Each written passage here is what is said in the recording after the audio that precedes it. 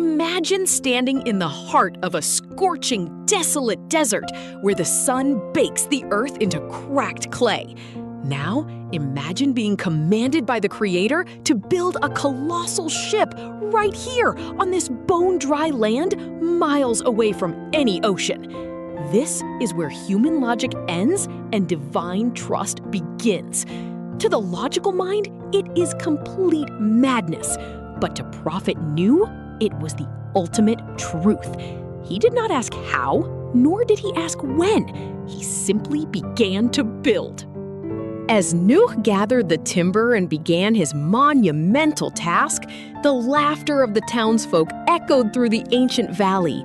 They wore lavish robes, confident in their physical senses and worldly intellect. To them, Nuh was a man who had lost his sanity.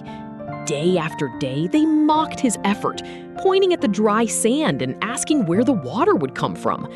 But Nuh knew that what human intellect calls impossible, divine decree makes inevitable. He worked through the laughter, shielded by his faith. This is the essence of Tawakkul, absolute, unshakable trust in God. Science and modern history often look for physical traces of the ark, trying to calculate its dimensions and feasibility using logic, but they miss the spiritual foundation. Tawakkul does not wait for the rain to fall before building the boat. True faith demands obedience first, leaving the outcome entirely in the hands of the one who controls the heavens and the earth. Every blow of Nuh's hammer was a declaration of this profound trust. For decades, the sound of hammering echoed across the barren dunes. Without modern tools, heavy machinery, or naval blueprints, the massive wooden frame of the ark rose majestically under the desert sun. It was an engineering marvel built purely out of revelation. Every plank laid and every nail driven was an act of worship, defying the skepticism of a civilization that believed only in what it could see, touch, and measure.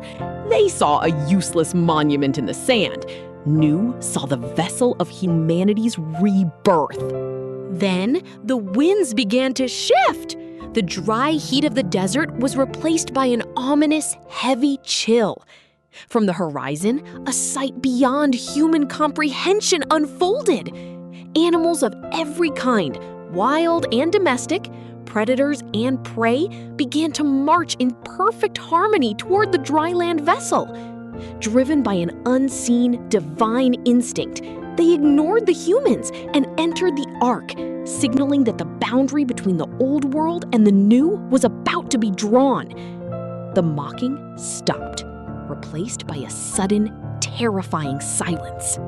In an instant, the heavens tore open. The rain did not just fall, it poured like a celestial ocean descending upon the earth.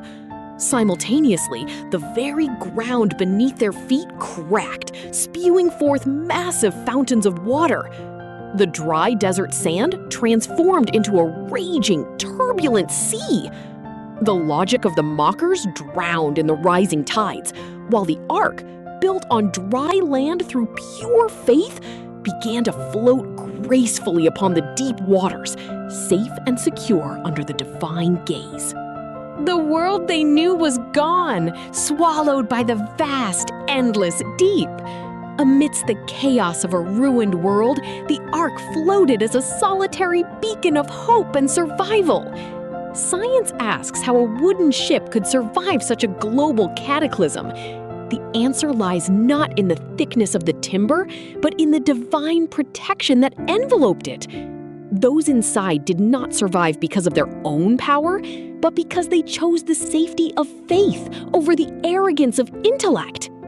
Finally, the raging waters receded, and the ark came to rest upon the rocky peak of Mount Judy.